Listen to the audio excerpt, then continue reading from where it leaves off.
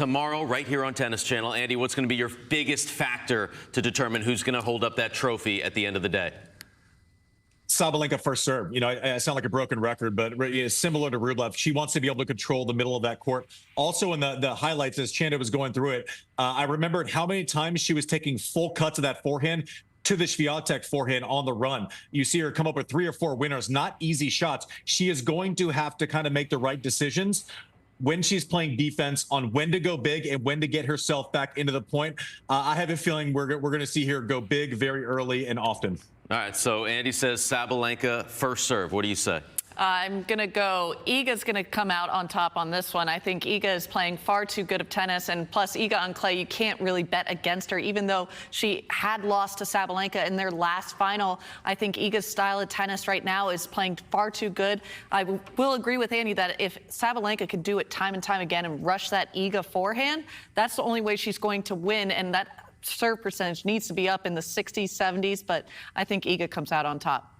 This is a tough one for me. I was kind of leaning Sabalenka, but I tend to agree with you, Coco. I think Iga's going to have just a little something more in this final. She's trying to get her first Madrid title. That's going to be big. We've seen Sabalenka play some excellent tennis. She's gotten off to some slow starts at times and has had to work her way into matches. She's not going to be able to do that, I think, against Swiatek. I think this will be a terrific final, but I'll probably give Swiatek that slight edge. You know, she's wanting it more, I think. She wants for the first time. Sabalenka's already done it twice. We'll see. Obviously, Iga has spent much less time on court on her road to the final. Just 20 games dropped, Coco, as she gets back to the championship match. I mean, it was literally beatdown after beatdown till the quarterfinals, where Haddad Maia really used her lefty serve and had the crowd for her, which Iga is definitely not used to, but such a clean, clinical tournament from Iga, which honestly, we're starting to get used to and almost expect week in and week out. And that's the reason why I think she has the advantage on top of just her game style to Sabalenka, who has spent far more time out there on court. 7 of those sets have been in the bakery, either 6-1 or 6-love. Incredible.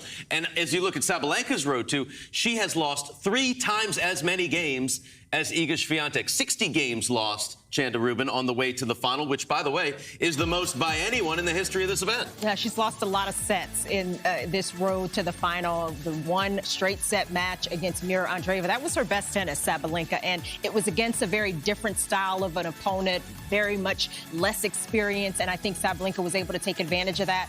But, you know, I don't necessarily think a lot of tennis is going to come into play for Sabalenka. I think it's just more of how good of a start can she get in this match. That's been, I think, a little bit of a challenge for her. She's been able to work her way into some matches. She's been able to turn things around. I just don't think she'll have that kind of leeway against Swiatek. But if she can get off to a good start, and she gives herself the best chance with those kind of weapons.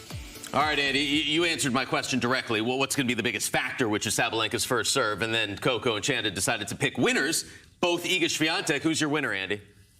Yeah, I'm so glad you said that, because I thought I was getting pigeonholed into it. I'm not picking against Iga on clay. But as we reference Sabalenka's road to the finals, like, she's played a lot of tennis, but she's also beaten the 2 hottest players on tour coming in, right, with the Danimal in the round of 16, and somehow getting out of that match with Rybakina, with a little help from Rybakina yesterday. But I just can't choose against Iga on clay, just mostly because I'm a sane human, Steve. Okay. Wow. All right. So we're going all across the board. Iga Swiatek. I mean, it's not like the draft this time. We can all pick Iga, so it makes our lives easier. All right. Bulletin board material for Aryna Sabalenka.